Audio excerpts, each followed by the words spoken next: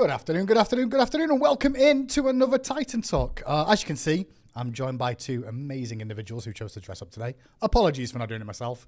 I didn't get the memo. I should have got the memo. But I also feel over the years I've done enough of that. So I'm not going to. However, I'm joined by Kilgun, who is representing Care Bears. Yeah, I believe this is Grumpy Bear. Care Bear show. What a great show. Is it Grumpy Bear? I believe it's Grumpy Bear. I didn't know there was a Grumpy. Yeah. Okay. He's got a little stamp on his butt that says Care Bear. You can't see it, but it's great. I'm not going to show my butt on stream. But, I mean, well, it's Fenrir, RTO. If we were taking donations, he might be willing to, accommodate. Also joined as well by Ben, who's going to be joining us for the first half of the show today, as we have quite a bit to go over. We mentioned we were going to be doing an art competition, and the winners have been, the winners, not revealed, but we're about to reveal the winners. That's what I should say. Additionally, we still have balance to go through as well, so I expect the second half of the show will go through that. Two, Kilgun, anything to mention? No, nope. I can think of. Should we go straight to the art stuff? Yeah. I think we're gonna do the art stuff. We're gonna do some balance. We're gonna take some questions with Ben before we do balance. I think Han's gonna come on for the balance bit, like you said, right? That's the goal. So fingers crossed. But yeah, we're excited to look at this art because I haven't looked at it yet. So I'm excited to see what our winners are. I love getting to showcase community art stuff. Agreed. And it was the community that reached out, Legend Erica, I believe her name was, reached out to me saying, hey, can we look at doing some sort of competition? So here we are. If this goes well, we may continue to do some more in the future. So keep your eyes peeled for that. However, without further ado, we'll get into looking at some of these artists here. Sorry for all the notes and stuff.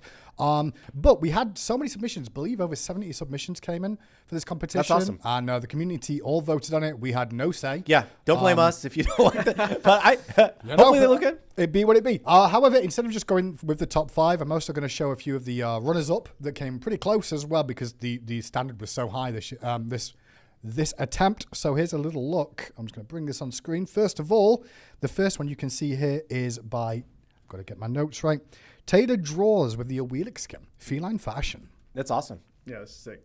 Yeah, I love the something about like the texture in the eyes makes me think of like the galaxy. Yeah, like the reflection. Yeah, it's very cool. Really see the reflection in that one. And I always love like kind of these like cutesy chibi versions of stuff that we do. Like I just like this art style in general. I agree. Very cute. This makes me want to do like global emos that are like little like sticker based kind of thing. Yeah. You know, that's cool. This is really cool. Yeah.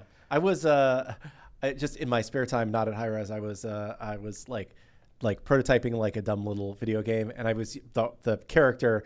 I'm using a sticker art kind of in this style of John Wick. Heck of John Wick. Okay. Yeah, because it's kind of like that kind of a game. But yeah, it's just like definitely. I get what you're going for. Definitely cool art style. Yeah. Next up is... And this is one of the runner-ups, right? These are runner-ups. I'm not going to the top five. When we get to the top five, I'll show you as well. But first of all, these are just runner-ups. If this is a runner-up, I can't wait to see the winners. This is awesome. They get crazier as the time goes on, too. These are in no particular order, by the way, of the runner-ups. Just a few that we thought we'd showcase. Lupo Mortal with Nurse Neef as well. Close-up of the... Seems a lot of people like these. Right time of year for us to release them, shockingly, of these Neef skins, but also a lot of people seem to have come across and like them. Awesome. Yeah. Apparently, Chet says Lupo Mortale is Italian, so the name would make sense. That would make sense. In that, yeah. And yeah, this is a cool take on the zombie Nurse Neith. I like. She's like, is she like embarrassed that she's been killing people with her poison? She's like, ooh, I've been naughty. Ooh, look at me committing murders. Ooh. Ooh. Next on the list is Sam Salami with a Nox skin. Cool small yeah. It's one of the classic Smite Nox skins, right? Smite, I believe so. It's one very similar there. Yeah. Ben, you might know more than me on that because I don't always keep track as much. Yeah. She's a really cool like we had like a lot of vampire line stuff, and she was in that vein. I like this a lot. I like the angle. I like the way that like you're breaking the frame. Yeah, that's cool. That's really cool. Awesome to look at that one. Next up is Huko with Arpoche drawing. Ooh. See, we gotta get this guy in. Yeah. I really want Arpoche. You mean the artist or you mean Arpoche? Or both? I mean, I see the community and like they've influenced me, and now I'm a believer too. But like this kind of, I love seeing this. This style is neat. Yeah, I like it a lot. I like it like. He's trick or treating. He's got his trick or treating like basket. Or is he handed it out? That's the thing. Oh, I don't know. Maybe. But he's got potions in there. He's got a ward in there. He's got some lollipops. I really like the brush stuff on this. Like it's very hazy, almost like like a dreamy kind of like Yeah. foggy thing. It's really cool.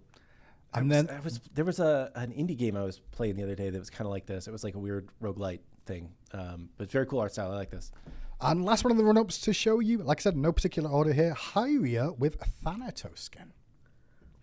All right, so like my narrative in this is like I see this, and he desperately wants to eat this candy corn, and he's like, "But my mask, bro."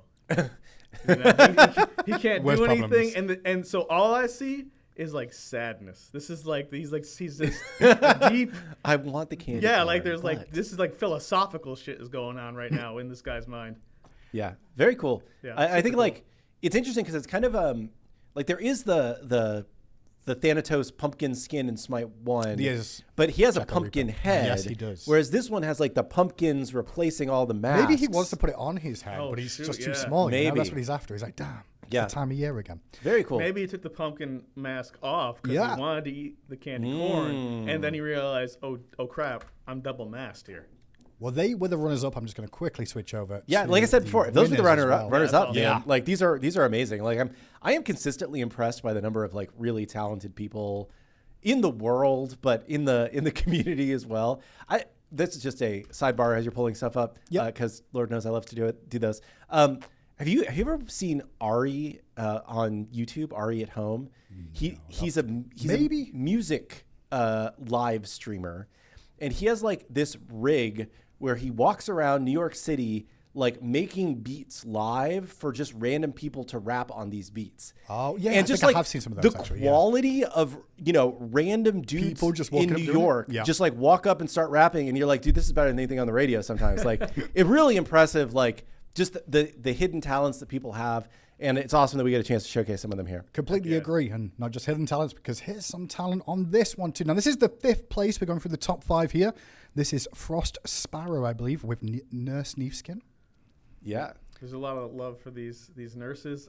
What I like Shocking. about It's almost like they're dressed for that. yeah, like, it's really draw a lot of Halloween attention. prepped, right? Especially with the zombie flavor. But I like this a lot because it's got like Bruce Timm kind of style. Like I don't know, he's like an artist that did like a lot of like cartoons back then, like Batman the Animated Oh, Series. Yeah. So like he did a lot of that kind of stuff. This reminds me a lot of his art, so I really dig it. And just a heads up as well. The bottom 3, 5, 4, and 3 will all receive 1,000 diamonds each for these. So 1,000 diamonds there for Frost Sparrow with this Neath one. I love the shadow usage in the background as well. The open lit door, just to give it some sort of depth to it. That's really nice. Like it Yeah. pops the silhouette. Like there's a lot of really subtle like art tricks happening here that frames the character and draws attention there that like he's not being heavy-handed with, but it really helps. The object source lighting on the syringe, I guess is the word for that. And I like the texture of the textures. I don't know. I'm not an artist, but like it's this cool kind of like flat but detailed approach to all of the different materials. It's pretty cool. I like it. Yeah, it's a strong read. In 4th place, then, we have Obsidian with Sobek skin. I believe some people may have seen this on social as well. Sobek is what we see here. That's metal. This one, so I love comic books, and this like really reminds me of comics, and it's its own like take. This isn't like It is, us. yeah. So this one's my favorite one of the bunch, just because it's like come up with your own concept design. Like I love concept design, so like this hits that note, but it's also like got a really cool comic booky style. I'm vibing with it. Gives me that cyberpunk evil crocodile. It's with a it's chainsaw. like there's like Killer Croc is like Yeah. the Batman, and I think of him too when I see this. But and even like the cool we have some skins that kind of do this where we have like the armor and there's like kind of like green like toxins and stuff. Like I see there's been like a red variant of that. It's really cool. Yeah, this is so cool. And I love like the little like the rim lighting on the parts that are in shadow to make it like pop against the background. Like a lot of really nicely done artistic stuff in addition to just a cool design. Like, chat saying that like I want this as a skin yesterday. Like I could totally see something like this as a skin. It's even got the play on words name Sawback. Yeah. Really thought out and played out well. AJ can't complain about our pun skin names anymore, so we can make Sawback if we want to. True. And this was 4th, by the way. And a reminder, community voted before anyone complains about anything here. These are all fantastic. However, 3rd on the list, 3rd place will also receive 1,000 is Alkion with a Scylla drawing. Going trick-or-treating. Going trick-or-treating. Much cuter. I feel like in my games recently, I've been getting a lot more tricks than treats from Scyllas. But That's generally the case. Yeah. Yeah. I can see that. but adorable. Yeah, no, It I is think adorable, yeah. It's I like it. There's kind of like a soft, Yes, dreamlike quality to it, I would say. The thing I like about all the finalists is that like they all have different styles, True. which is really cool. And it's always hard to kind of discern like who to choose when you like have the style changes and stuff. But each of them like does really well within their style. Like this one to me, like you said, like it's like a watercolor kind of like a children's book kind of vibe. Yeah. I'm going when I see this. It's really cool, but it's also like kind of like I'm seeing her and she's like, yo, man, I want the treats. And then behind her is the trick. She's about to get you with like True. these Yeah. like True. dogs that are like, Yeah, there's more than one dog too. You only see one in Yeah. the picture. Yeah, Where are the it's other ones? like you just- You know? see the eyes. You see the eyes for two Oh, of them. the eyes. right? Do you know Yeah, what? they're like lurking I in the personally darkness there. I'm really lazy and saw those as just leaves. I did not see Oh, them as yeah, eyes. yeah. And I'm like, oh wait, they are. Yeah. Yeah. Okay, cool. Yeah, I think there is something like Hidden stuff. scary in the background there that Yeah. it does tap into like It's who like Scylla is. the juxtaposition of like the cute and friendly and then like the ominous, wait, what the hell is behind her kind Yeah. of thing. So that's third place with Alcyon and Scylla. Before we move on though, Yeah. there's a very important question from chat that Go we ahead. need to answer. Can her dogs eat chocolate since they're attached to her? I'll tell you something Or- that I find really surprising. Like in America, you're more Americans are a little bit more focused on not feeding the dogs chocolate, and I know Yeah. in the UK, chocolate biscuits was all the rage Oh, for a long yeah, time. it's Just like- feeding them chocolate biscuits and Here it's like you will kill go your get dogs. a stump you know, book it's like, straight away. It's over not a there. thing that you should do. Don't feed It's- them chocolate. But Yeah, it's like I guess every culture has like their own like things. You for know, sure. but It anyway. was just a very big surprise. Poor in that one. dogs. That sucks, man. However, I do think these ones could eat chocolate. That's what I would say. For the most part. That was third, though, for Alcyon Scylla, and that would be 1,000 diamonds for them, too. Next up is second place, which will be receiving 2,000 diamonds. And this is, apologies if I butcher names, by the way, Alistair with Izanami Nurse skin. Ooh. Yeah, Yeah. this one's definitely like more painterly, like a lot more detail. There's like a darker mood with this one. I like the blood coming off like the ropes and stuff like that. Are they ropes? I thought them like pulled out veins almost. It's kind of Ugh. like It's another tendons, nurse, ligaments, you right? know? Yeah. Oh yeah, sinewy stuff. Yeah, sinewy, yeah. Yeah, there's something about like the creepy nurse for Halloween thing that's Bro, yeah. definitely got some resonance for sure. I was playing Silent Hill 2 the other day, Nice. and like, oh my god, Throwbacks. vibes. I love that shit. And that was the Izanami for Alistair. Yeah, no, that's of the cool. Izanami Nymph. And then finally, the last one we've got to showcase today is the actual winner, Flaro with Izanami Clownskin. He'll be receiving 5,000 diamonds for this competition. All right, so this one's like, she's the creepy clown, and goddamn if they didn't get that in the artistry here. Like, Yeah. the style is very like alluring, but also disturbing at the same time. I'm a big fan of this one. Yeah, this one like Very creepy. this. I think like you're saying, like the style goes with the subject It's so gritty, well, right? It's Yeah. gritty. Yeah. This was the perfect time for us to start doing that in our competition, though, is just around the Halloween time. It nicely. It wasn't Yes. intentional. It just worked out very well. And But, I love this, like, you know, also just like the neon green contrast kind of like edge lighting here. Like, just a lot of really cool stuff backlit. going on here. And I will say as well, I think the community did a pretty good job on voting. Yeah. You can No, really see yeah, these yeah. are really high standard. And again, we had over 70 submissions on a kind of a short notice out of the blue situation. So really impressed with that. And thank you to the R community for reaching out, wanting to do this and Yeah. Get this up and running. So, Yeah, and I'd love to do this again, you know, sometime Oh, yeah. before too long. Yeah, mentioned to Ben, we maybe look at around the Christmas time one. We'll see how it goes for doing another one. Maybe I can put a little bit more, do a bit more with it. We'll see. We'll see Yeah. how time goes on and what people think. But thank you so much Are for we everyone going who sent to in. do anything else to like, you know, talk about who the winners are? Are we going to like tweet about it or something? Or? I can do that after the show. Okay. Yeah, Oh, cool. yeah. It'll be on the list. Spread I the can just word. throw Yeah. these on artwork on social if they're all okay with, which I expect they would be. Just to tweet about them and talk about them. So Yeah. thank you so much, and I appreciate you all for the competition. But for a little while, we've got a few minutes with Ben before we go into balance stuff. Does anyone have any questions for Ben? Yeah. Or Snap. the Everybody usual always I has question gotta time? look down At at the this. moment. Yeah. You know, the I do love the bear mask, but it does not look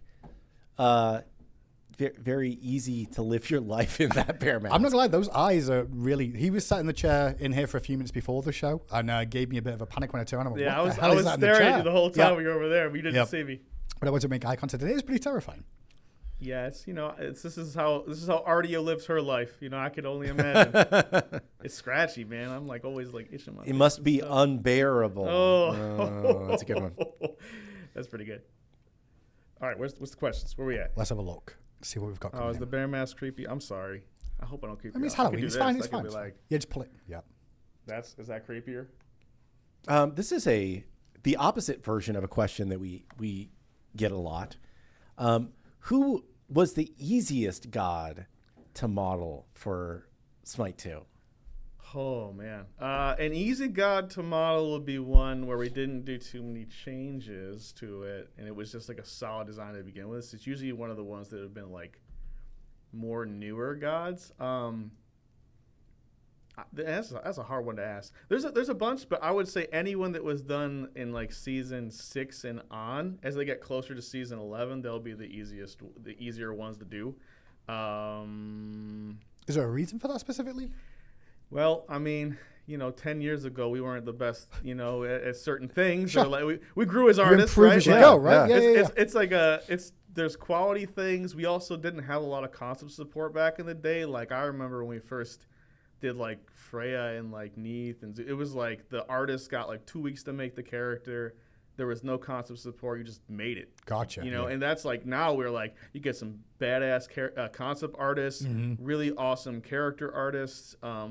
And as you increase every time, artists are like they always want to like do better, right? It's always like a competition with yourself, and then you kind of have like friendly competition with the other artists. Like, oh man, like they did a really great job. I'm inspired to do better next time. I'll get them on the next one. And then they're like, okay, cool, you got me. I'll get you on the next one.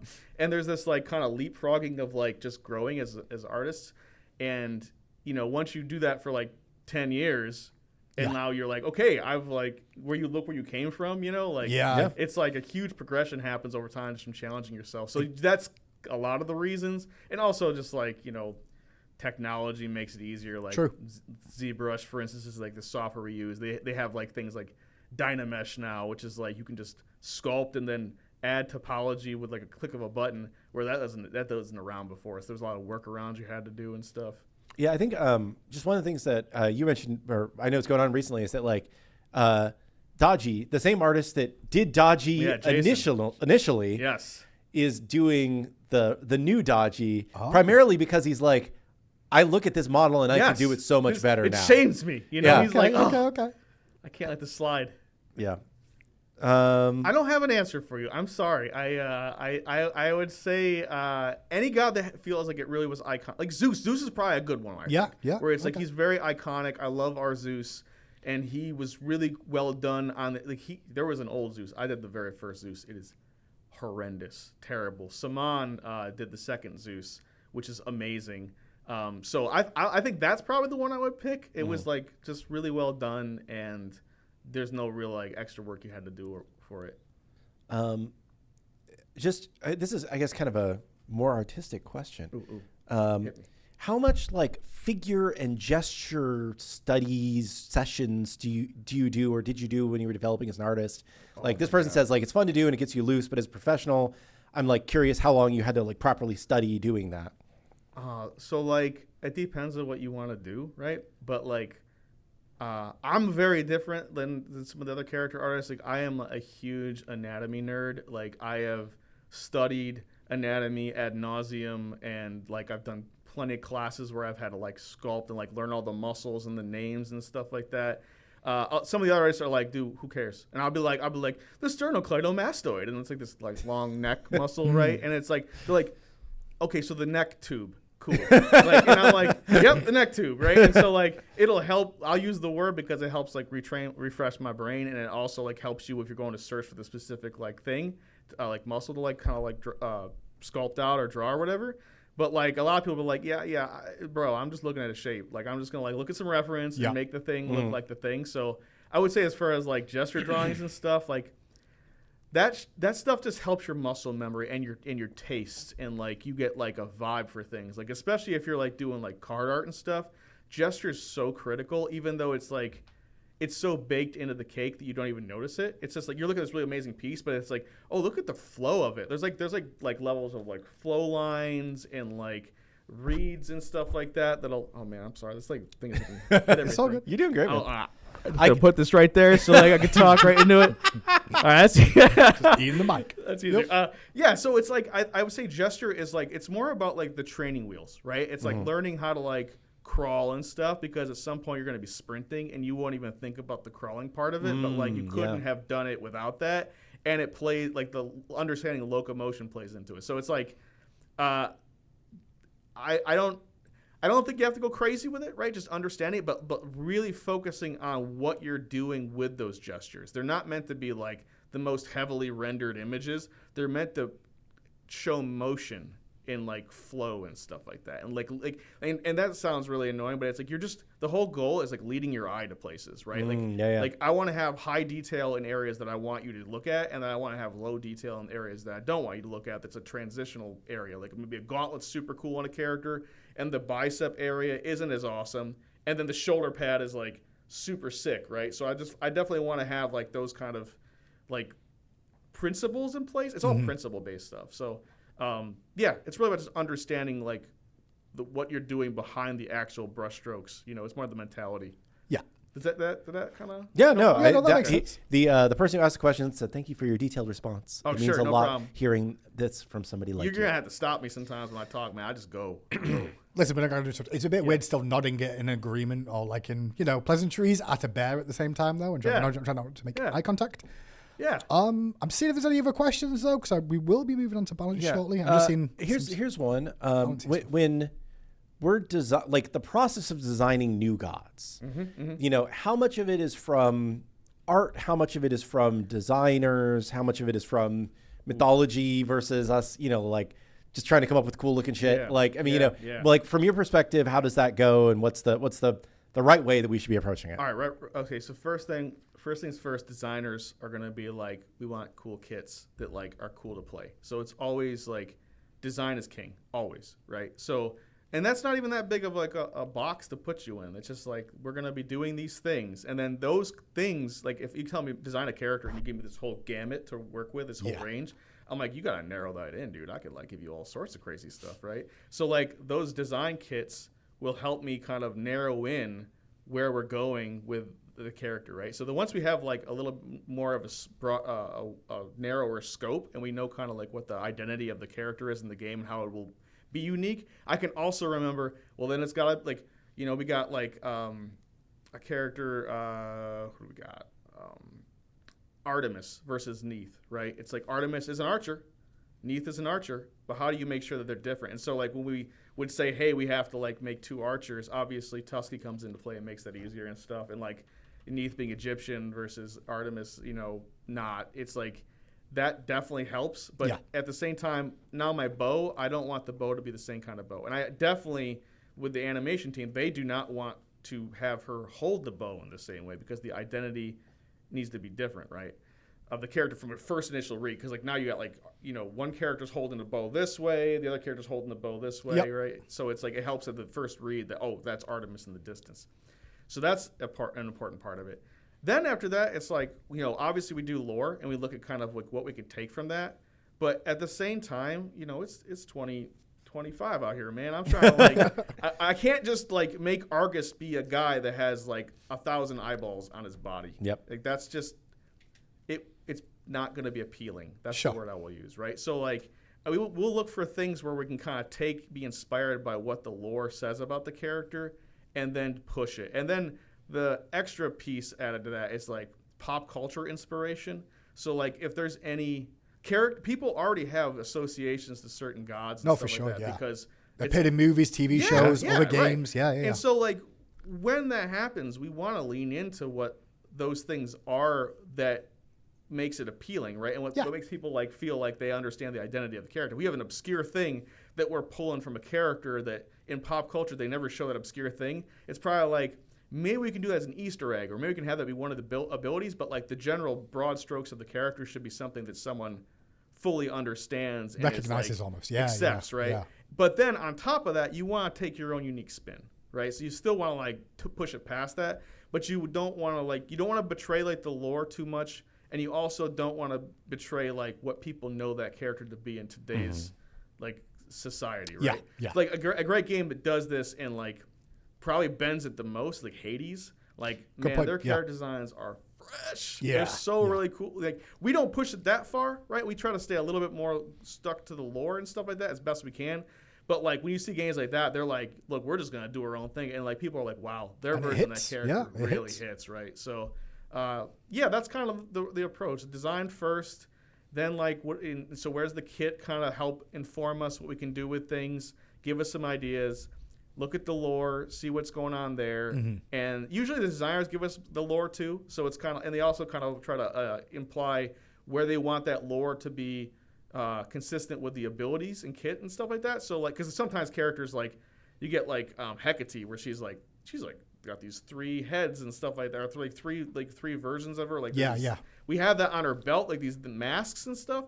But like you can go a lot of angles with her, and we went with like goddess of witchcraft versus like the other things that could have been applied. And so you kind of sometimes have to pick what you want to work with. Like Charybdis is like, you know, this giant maw, but it's like, it's still we're like, oh, she's the sister of Scylla, so we want to like have it be sisters, right? Yeah. But like, where does the monster come in? It's like, oh, well, we're just gonna like kind of like how in the legs it's done for Scylla, we'll do it in the arm for Charybdis. So like that was like a one where we took the lore and we took the design of it had to have the maw and stuff like that, but then implemented it into a design that felt relevant to Smite and also kind of made it unique to us, but kept at least as much as we could to lore.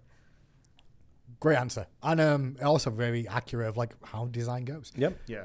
Thank you so much for coming on though, Ben. It's been great actually having you on for a few moments just to talk. I'm sure we'll have you. I know you're a to busy proper man show as well. But I'll try to come by more often. This was like a great like I've been like Entrance in the lab working on stuff a lot, so like I haven't been able to come on the show, but you know, Graham asked me to come on. And I was like, all right, well. Not gonna lie, it was kind of one of those situations of I thought this was going to be a non-balanced week, but it is balanced week. Otherwise, we would have kept you on for the whole show too. But there's plenty of people in chat too. But yeah, definitely. Maybe like every 2 weeks or something like that. Don't sign yourself up for the community. No, because otherwise the community's like, where's Ben? Every other week when you're not here. I'll tell you what. If the people want me here, like, if the people want to, you're gonna get me saying the same stuff every time. The people's art director. Yeah. But if I come on here, it's gonna be you ask me questions about art, and I'm gonna talk for 15 minutes about one art topic, and like if that gets boring, then I'll stop. I'll go away. Right. But if you they also want you to wear the bear mask every time. So I don't know if we're gonna sign up for that. We could do that. Every other show would be a different person. I could do that. I could wear it in different ways too. Maybe I don't know. Like sounds good. Awesome. Some glasses on there. You know, next time. Some sunglasses. Yeah. Well, thanks so much for coming on. We're going to quickly just cut to this for a minute so you can just get out of your chair and we can bring on Pompon. Crazy so far, though. We've only gone 30 minutes so far. Yes. Kilgoon. And the art show, as you can see, went really well. Yeah. No, I think these were all just so cool. Yeah, they were. The mask is so much more intimidating in person. It is. It's really like a good mask. It's a good mask. Pod's just saying off camera there. If you don't hear that, the mask is very intimidating in person, which it is. Thanks, sir. All right. My costume, less intimidating, I would say. I don't know. You do seem more intimidating. Am I more intimidating than usual? In my opinion, yeah. I actually wasn't allowed to watch like any Care Bear thing. Really? When I was a kid, yeah. Why not? I don't know. I don't know.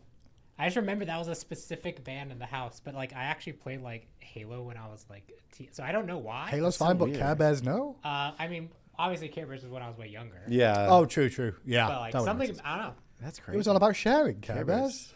Care Bear stare.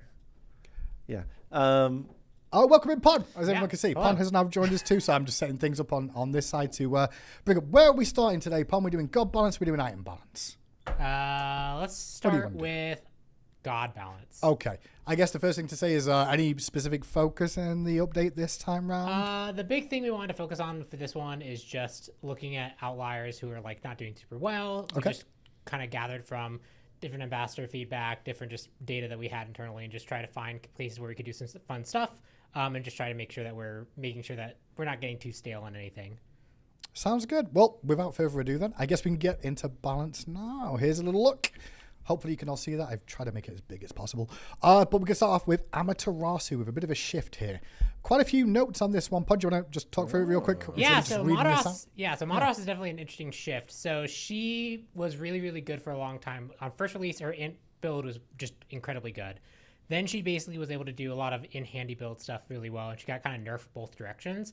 And she finally fell in a spot where she wasn't really doing too well. So we want to actually shift her. So if we just buff her, we might run back into the situation where she's just kind of in that in-hand build again. So we are preemptively nerfing that side of it. So that we can bring more base power into things like Heavenly Reflection and Dazzling Offensive, and add a little bit of uniqueness to her kit, which is Illuminating Strikes. This is her passive where she has to auto-attack you 3 times. Yeah. That can actually be really hard to do sometimes on like the ability side of things. So let Dazzling Offensive, each hit of that also count for a hit. So if you actually hit someone with 3 hits of the ultimate, you will also trigger the passive on them, which means in a team fight, you could actually trigger this bonus on a whole bunch of people, which just gives her a lot of cool new utility. Sure. Yeah, that's very cool.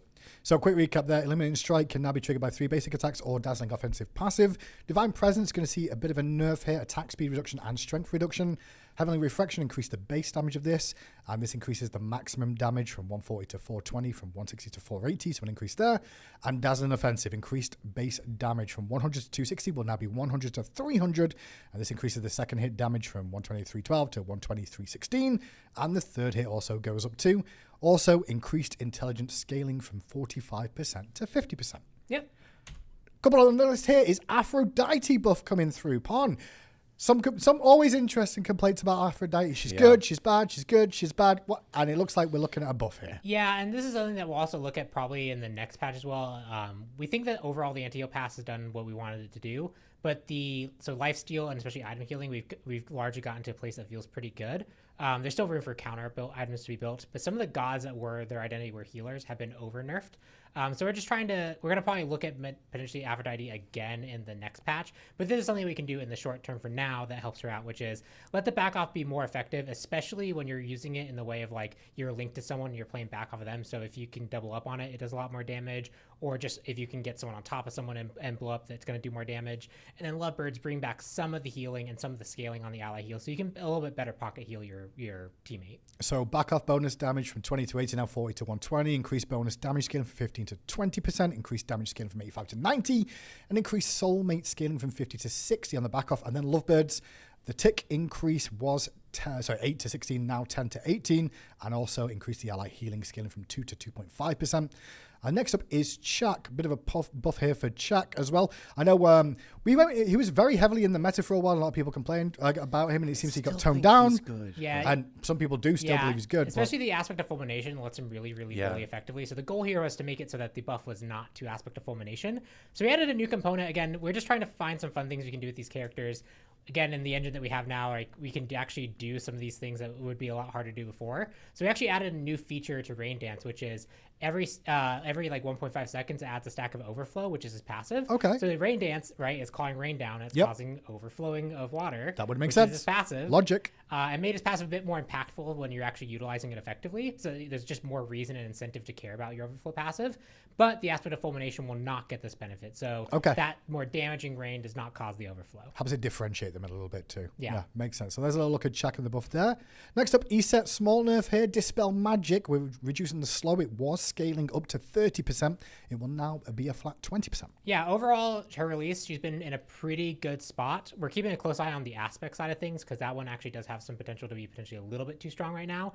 But given where she's currently sitting and waiting for more data to kind of roll in, we wanted to give her at least one adjustment. And when she was first released, people felt she was underwhelming. We actually fixed a bug where she wasn't even getting the slow at all. And so bringing it kind of to that middle point between those two seems like it's going to be a good place for her.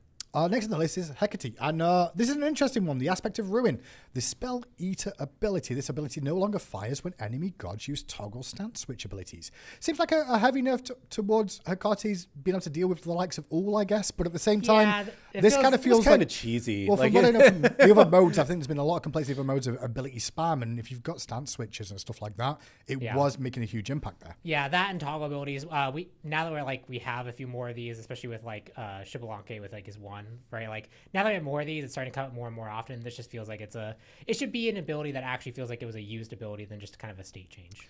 And Mulan next up as well. Mulan high on the chart so far. People saying she's pretty strong.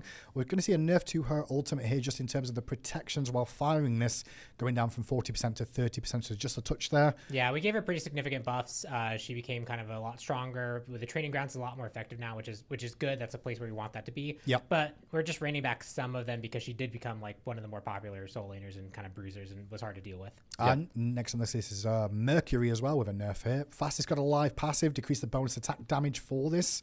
from 0.05% to 0.04%, so it's max 25 to 20.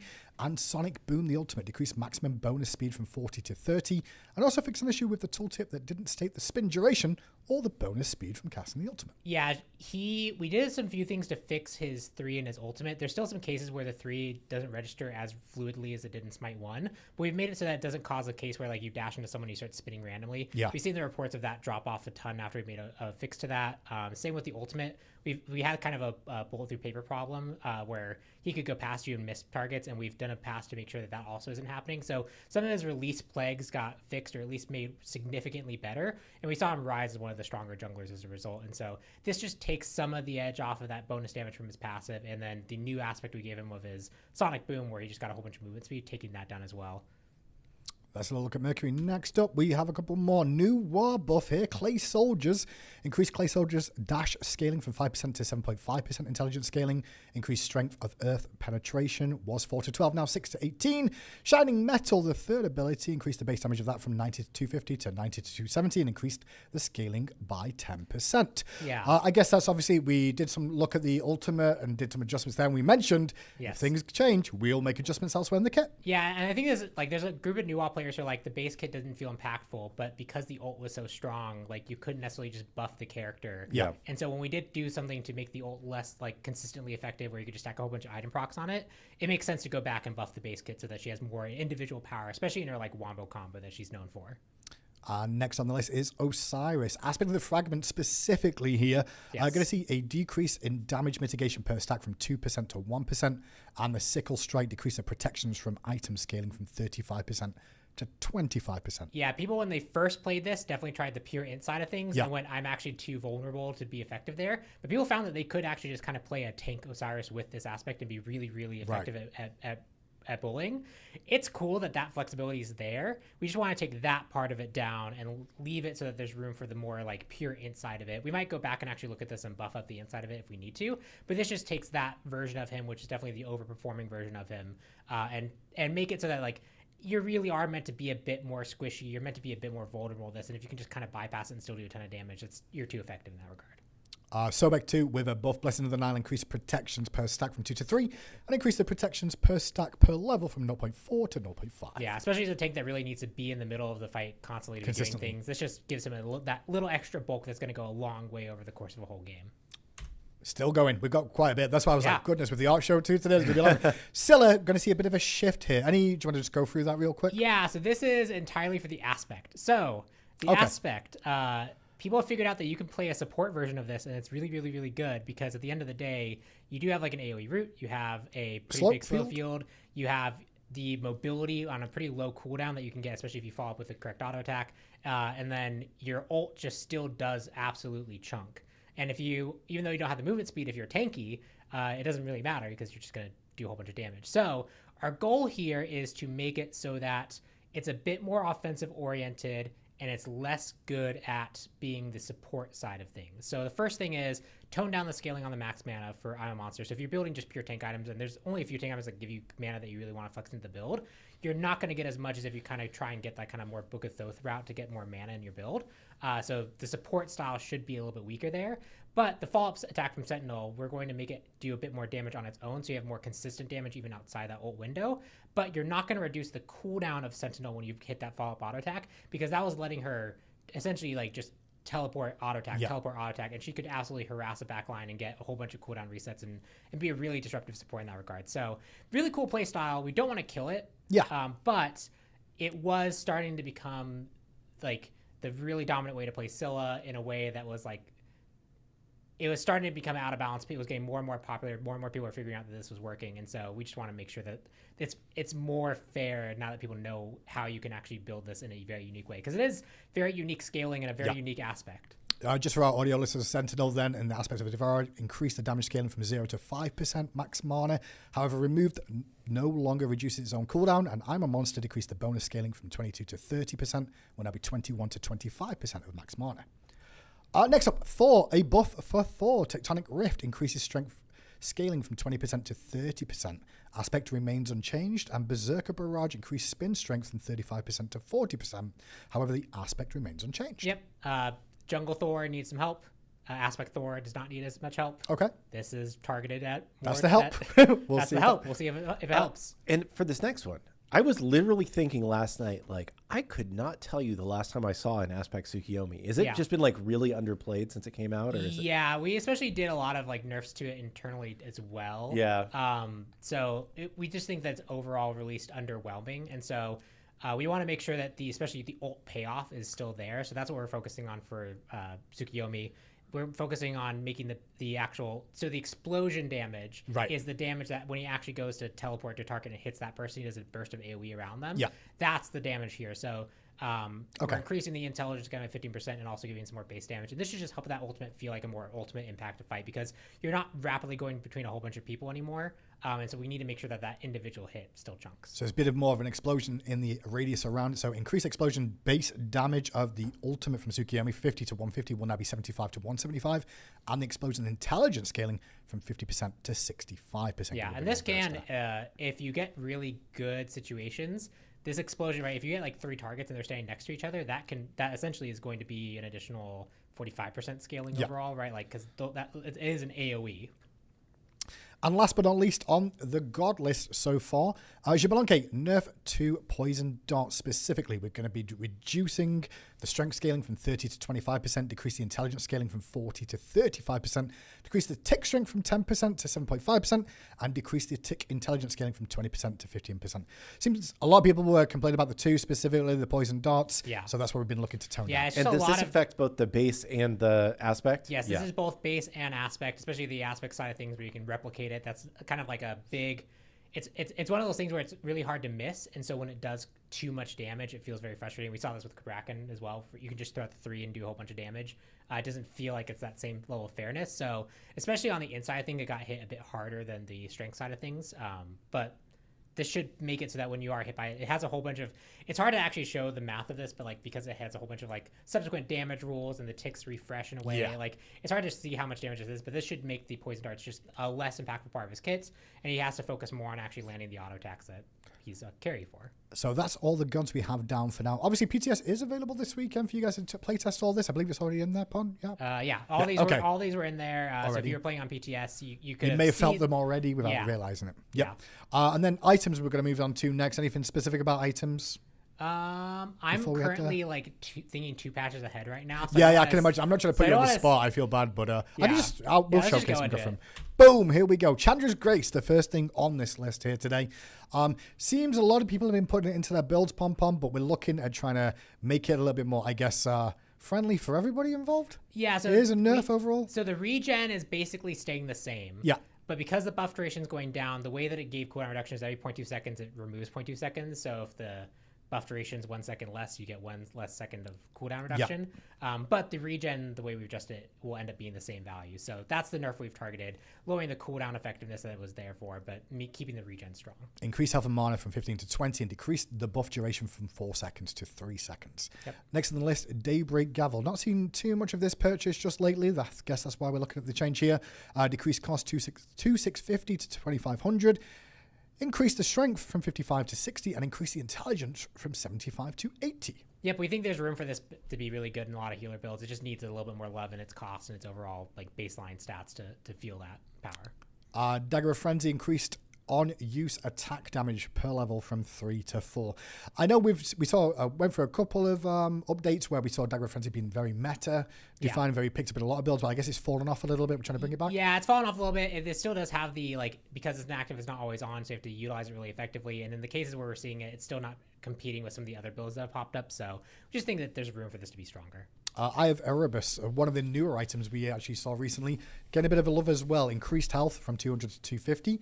And also increase the duration of this. I do think it felt fun to play with, but I guess it was just difficult to fit in builds and feel worthwhile. It's also something like making sure like you're covering an area that if you're actually using it for like the more like I'm trying to guard an area, 30 seconds is a really narrow window. That 10 seconds extra is going to feel really impactful, and like when you're trying to watch an objective, and the extra baseline health when you pick this up is just going to feel good, so that you're not foregoing too much of your base stats for this effect. Next, Leviathan's Hide buff. Now also reduces attack damage power as well as strength. Interesting. So the big thing here is actually with the thing that's going to be most noted is all your characters start with an amount of attack damage. Like that's how their basic attacks do damage. So even if they haven't built any strength yet, when they attack you, they'll deal basically 10% less basic attack from their base stat damage. And then if you have effects that increase attack damage specifically, like your Daggers of Frenzy, that will also now reduce that as well. So previously there were like realistic scenarios where you buy this and like someone goes to start auto-attacking you and fighting you and you don't even really notice that anything has happened. And this is also something that like Smite 1 did a lot. When they did power reductions, they did this type of power reduction as well. So it just makes sense with the item. Screeching Gargoyle as well. For anyone that doesn't really know that, it's the ability that silences. And also, we also gave it a new effect as part of the day-night cycle too, with having the AoE effect around it. Yeah. So instead, it's going to have an increased cooldown rate from 10 to 15. So a bit of a buff there too. Yeah, we just think it could be more usable baseline stats. The effect is already really good, but like you're foregoing quite a lot to go for it. Next sheet. Goodness, every single one just a wall of text. There is a bit of a note in there as well, but Shield Splitter, first of all, going to see a buff, increase the range from 8.8 to 11.2. Is that just to give it a little bit more like user-friendly? Yeah, just make it more user-friendly. I think this is actually a suggestion where I think it was Learning Bow goes 11.2 as well, so like this makes it kind of match in line almost, yeah. Yeah. And increase the physical protections of Shield Splitter as well from 20 to 25. Yeah, and I also made the VFX for it a little bit nicer. They're still temp design VFX, but they're not great, but they're better than they were. That's a slight improvements. And then Stone of Binding Shift. There's a big wall of text. I'll let you talk a little bit about this point. So it looks like we're seeing a lot of shifts with this item overall. Very quick TLDR. Yeah. No more item protection threshold. You don't have to build a whole bunch of protections to make this feel like it's usable. Cool. That we think that's just going to be better for the item overall.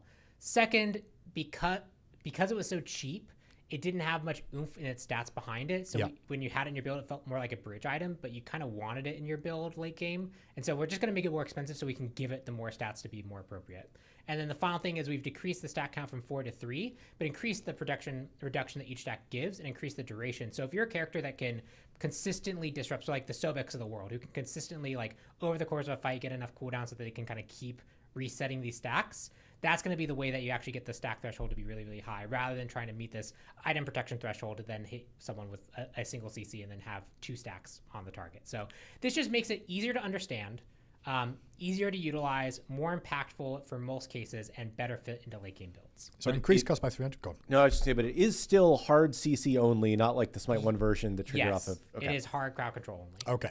So increased cost by 300 gold, 10 additional physical protections, 5 additional magical protections, decrease the stat count from 4 to 3, increase the protection reduction from 5 to 7, removed, however, the item protection threshold for 2 stacks, increase the stack duration from 4 to 6 seconds, and stacks now fade off one at a time. So we'll see if that works out and see if we get a bit more plate from that. The Executioner next up, decreased the cost of this by 100 gold. Yep. Is that the last one? I think it is. Yeah. I thought I had another page. I was so confused. 100 builds are obviously like they always go to like very min-max extremes, and we've just seen Executioner. It's still decently popular, but it's fallen off and been replaced by other penetration choices that people can get. So we just think that making sure that like it stays competing with like the rest of the options there is worthwhile. Makes sense. So we just see a little bit more options for penetration to be built. We also talked about like giving this like 5% more attack speed. We might end up going back and doing another cost just been doing the attack speed instead, but like it's essentially close. We think that it needs just a little bit more than it currently has right now. And if we're still not happy, we'll go back and look at it again. Yeah. Awesome. That is all the balance I believe we have. Obviously, there's a lot of other things coming in with Sylvanas coming through too. So we'll be able to see a lot of that too. So that's a little look at that. Obviously, the PTS is already available for you all to check out. However, we will release the notes come Monday, I believe, or Tuesday, just before the update goes live. And there's always, as always, there could always be small adjustments between now and when that goes live. Do we have any questions in chat? I know there was a few hundred probably at some point, but quick recap. Yeah, lots of questions popping up. I'll just take one at random. What do you think about base health stats and time to kill? So apparently this was talked about in an Leon video, which I have not personally watched. I watched it right before coming on. Oh, great. So I do actually have, like, I'm still kind of putting thoughts together from it. I'm glad he went over the examples he did in his video of like, because the initial list was like time to kill is too high, so therefore things are living too long. Okay. And I was thinking like we get a lot of feedback from people saying like, yeah, late game people just explode and die, Sure. and they don't feel like they have like the time there. So he actually went more specific and was talking about like more early game fights in the mid lane, especially like mid game pressure. Like with 2 abilities, you could reasonably like really threaten to kill someone in the mid lane versus right now because base health is higher. That's harder to do. It's interesting. I don't know how I feel about that yet, but I do think there's probably room for more lethality in the early game. Seems reasonable, but like that's one of those things that like actually executing on what that means is, okay, let's say we take 150 health off everyone at the start of the game. Yeah.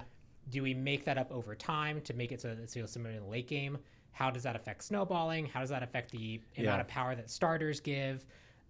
There's some level of like, you can't just copy paste the stats from Smite 1, because if you do that, you're not really accounting for the fact that we have 7 item slots now where the starter isn't taking up one of those slots anymore. So it's the mapping of like that feedback directly onto what it would mean for Smite 2 doesn't quite work. But I do think that there's some reasonable feedback of like, especially that early game feedback. Like that's one that like, because the example was there and I could look at it and I could also try and evaluate it myself as well. Like I was able to, I'm still thinking through what it would look like. But it was interesting to be brought up in that way versus just because if it was just the bullet point high TTK, I would have been like, but that's not the feedback that we're getting. But because it was more targeted than that, we went through the example. That was really good. So especially if you have feedback like that, where like you can bring up those more targeted examples and specifically like discuss what phases of the game people are having these issues with. Like, hey, I had this situation, it felt really good in Smite 1, and this situation came in Smite 2, and it didn't feel the same way. Like that's where we can actually start to figure out like more specific adjustments that we could potentially make. Yeah, and I guess just go back to someone else you mentioned as well, like kind of the late game burst situation of like, you do die at the end. The game does have to progress, I guess, and people are getting pots, and the elixirs that come online. Yeah. So at the same time, like, is there anything that can be done there, or like, is that just how we feel? It makes sense because there needs to be something to spend your gold on that's going to help to, end the game at some point. I would like to explore more avenues for people to be able to dump their gold late game into different things. Right. We've had a lot of ideas like internally, like for example, like what if you could spend like 1,000 gold to like replace your relic or something. Okay. Or like what if you could buy another slot of item. Now that opens a whole other can of worms of like one UI concerns, but also like balance concerns. Sure. Of like how that game, like it's permanent scaling. There's one version where you can make it so that like you have the elixirs, but like they're way more powerful, but if you die, like they actually fall off, right? Okay. Like, so there's variations on how you can give power late game, how much you should be able to like hold on to it, maintain it, versus how much should be potentially losable. And you could actually throw the game by like, okay, we got to late game, we bought the 3K pot, we still couldn't close out the game. Now the enemy is actually at a really strong position to win the game. Like there's a lot to discuss there. I think we have room to grow what options are available for people to do later on in the game. Or if you die while you have a 3K pot, it drops on the ground and anybody can pick it up. Anyone can pick it up. Oh, God, imagine having 5 stacks and dropping it and giving it to the enemy carry. Oh my God. In my head, I'm looking at this team fights where only a support survives at the end of something, and then they pick up all the pots off the ground, and then they're like super tanks. Hell yeah. That'd be the dream scenario. I think I will point out though, it's really good to hear from from the dev side of like, we're always looking at stuff behind the scenes of ideas of stuff. You talking about 1 or 2 things there may never get realized or brought to fruition. However, we're not writing everything off, and we do consider those things consistently. Yeah, and I just wanted to like, because it's one of those things where like I have immediate thoughts from watching that video, but until you digest and review, some time, like I have a doc open right now before I was coming, so I was listening to the art stuff. I have a doc open that basically it's like, okay, let's just assume for the sake of argument that everything here is actually valid and it applies to all the player base, and it actually like would make Smite to a just better experience by default. Let's just make the assumption. Sure. What does it look like? What are some consequences of different balance decisions you have to make? Where might this fault break apart? Like I start from the side of like, let's take the feedback and just look at it as if it was completely true, and then try and do 1 or 2 things and like start to extrapolate it out. And so like I have to do all that work and like see how I feel about it before like actually deciding how we would take that feedback, if we take that feedback. I'm guessing that video just dropped today. Yeah. This is classic. These videos seem to drop if like people go and give them feedback, and that's fine. It's just that we expected to have answers for it or opinions on it, and let it digest first of all, and internal discussions. It's not we're scared of discussing them, as you can tell, but give the devs a little bit of time just to process that. Thoughts on Lifebinder? I feel like that's items like actually in a really good spot. Like, yeah, like I think that like the chat consensus is items OP. I have seen some similar feedback from other people, but I just don't know if like our data is showing that, or if you think it's just like I'm intrigued by what people are saying. Good, but about it. Yeah, I feel like I feel like there's trade-offs that you make when you go it. You're not as tanky for having it. You're not as high damage as you could be for having it. You bring healing utility to your team, which is nice, but it requires actual follow-up. It does mean that those characters do get a little extra burst of damage, which can feel impactful at points. But like of like the active item versus like base stat versus like where it should fall, I feel like it's close. Like if it is strong, and we've seen this too. We've nerfed Lifebinder by very little, and it just drops off the planet. It's close, and there's a certain amount of like it's close enough that like I don't foresee us messing around with it too much. And yeah, there could be some like specific cases. So that's someone brought an example of like if like Lifebinder, maybe its strength is actually specifically the early game. I rush it and I use it in lane, and that's a much bigger swing at that particular moment. Yeah, that's something that we can more directly look at. I'll be real, I think most of the times we see in these Lifebinders, it is more in the early game, so that would kind of follow that train of thought. Yeah, and there's probably a world where then maybe you could actually make it a little more. Like we do this a lot on items where like we give them like a base amount and then per level scaling, right? Like because items like if you don't do that, they either end up being way too strong early game or completely useless. But then you've also got the other weird issue of like if you make it like that, then it's not worth building early, which means it doesn't get built because other things come into play. You know. Yeah. In some cases that's okay if it's like if it's meant to be like the Rada Tahuti types of the world where like it's really meant to be that 4th, 5th, 6th item slot. That's one thing. So we could look at that direction. That's I think more specific feedback, which is that's the kind of feedback that like when someone says like, hey, I think this is strong, I'm going to not necessarily know the specific case you're talking about, why you think it's strong in the specific case you think it is. People asking why Grover is not on Sylvanas' mastery badge, because it's not Grover's mastery because badge. He's not. Yeah. That's it. That's your answer. Sylvanas is the god. Grover is his. We should make it. Why is green not red? We should make it a separate ascension pass, and it only gets progress on it when you play the aspect of Grover's Wrath. Love it. Even though it's still Sylvanas throwing the basic attacks. We actually did debate, like we did look to see if we could do something where Grover threw the basic attacks or did something instead. That was just going to be a metric ton of stuff to do. Why is Suku on a Wheelix's mastery badge then? Probably because the art made it so we had to, would be my guess. Yeah, it's one of those things where like if they're in the same frame. Yeah, sometimes it's hard to make it fit. Can we get Zeus buff? His damage isn't strong enough to warrant 0 mobility safety. He's got 0 movement. He's got movement speed in this too, Speeds right? up a little bit. Yeah, he speeds up. I think he is a case of like he is a mage where you do feel the trade-off of not having like the instant escape or mobility, but he generally does pretty well in the stats. We see him have a variety of int and on-hit builds, and one of the other things that we do have to consider is like he is just generically going to be better in some of the other modes where you have a whole bunch of like when there are certain gods that are good at team fighting, right? Like if you can just drop a giant AoE onto the middle of a team fight, you're generally going to be pretty good at team fighting. And he's one of those characters. And so when you go to modes where he has more opportunities to do that, it's different than like the laning and the more 1v1 situations and 1v2 situations you can find yourself in a Conquest game. So you also have to be cognizant of that too. But Zeus seems to be doing okay. A world where we buff him enough where he's like potentially running the mid lane in like Conquest or the carry lane in Conquest is probably also going to be one of those ones that's like not necessarily fun for a whole bunch of people. So I think the payoff of like positioning well to get the reward of Zeus is worthwhile. I had one and then I just lost it. Yeah, there's someone. So Ben was talking about like essentially it's like studying the anatomy. Yeah. There's one of the artists I remember, and this is like even back in like the old office. They had like a really crazy anatomical model, and like it had like a full like torso, and then you could take off the torso and see like all the muscular structure. Oh, it was like one of the medical ones. Yeah. It was pretty intense, and I don't know who had it, but someone had it. It was one of the artists, and like it was. I want to say it was one of the modelers, and it was really cool. It was really sick. Scylla support. What about it caused it to rise to the level of we should pay attention to it now? Because the build's been floating around for a while. You know. It's honestly enough people knowing about it and it being popular enough to warrant that like this is something we should do, right? Like we get this all the time, right? If we hit something too quickly in a balance pass before people realize like it's strong, people just kind of look at us like we're idiots. And so I think there's value in just letting some things ride for a little bit, especially if they're not actually that popular. Yeah. This was something that like only a few people were really experimenting with and they were seeing success with. And I'm like, yeah, that's cool. That's like kind of what the aspect system is for, is to be able to find these fun interactions and like all the build variety we're trying to do, find these interactions. But as more and more people adopt the play style, you're also then asking more and more people to figure out how to counterplay it.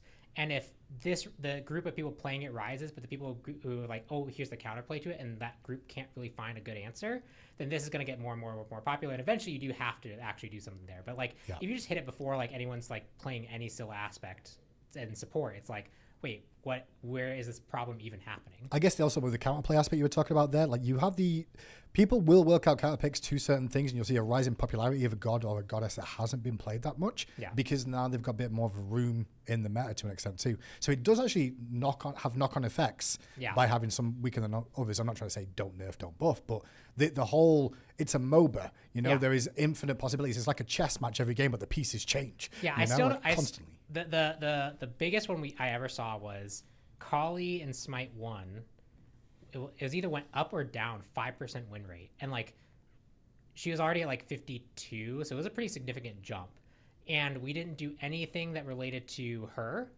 We didn't really do anything to like it, obviously chainsaw character, so we did a whole bunch of things like chin size and Smite 1 right? Like you would expect something to change, but some combinations of the things we did that patch caused her to change 5% win rate, and it stayed. Like, because sometimes you just see fluctuations as like early data comes in. Yeah. But this was like patch over patch over patch. She just was now 5% permanently adjusted from where she was.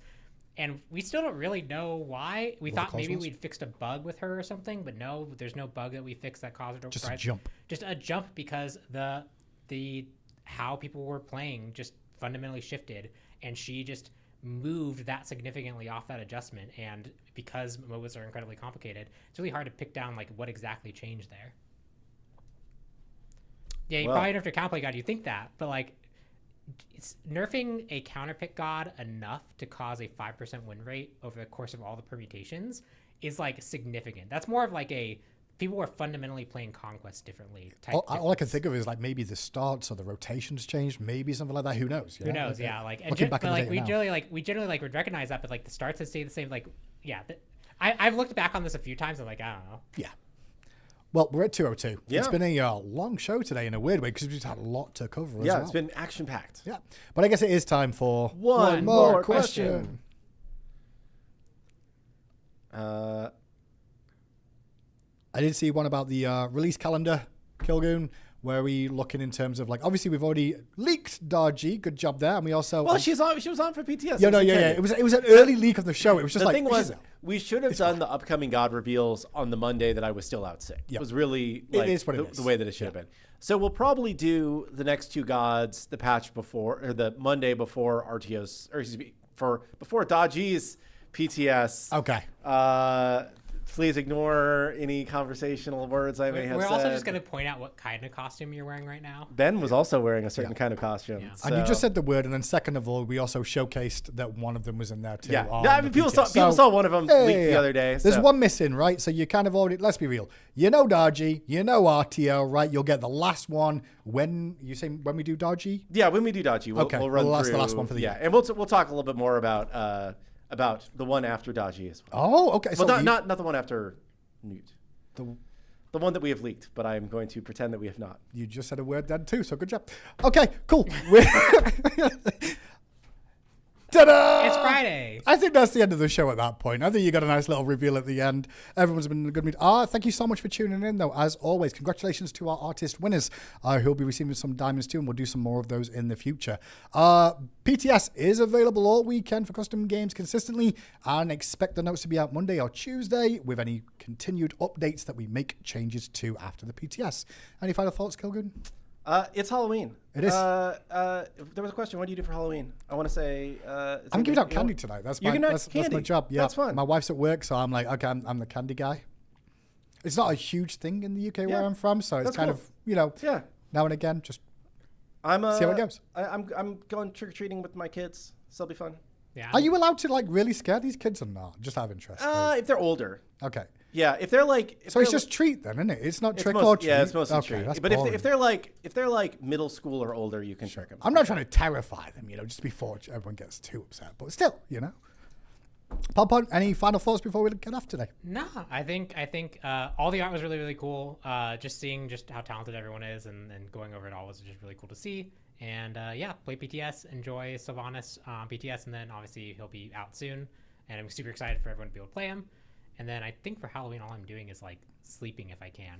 I'm still in I'm still in the new dad stage of Yeah. like, if the baby is asleep, then I will try to get some sleep as Yes. well. It's a good strategy. Becomes a superpower. So I'm ready for people to like doorbell and knock on the door for candy and be like, oh. Well, thank you both for joining us, and thank you all for tuning in as well. If we don't see you beforehand, we'll see you next week or on the Battlegrounds. Have a good rest of your day. Goodbye.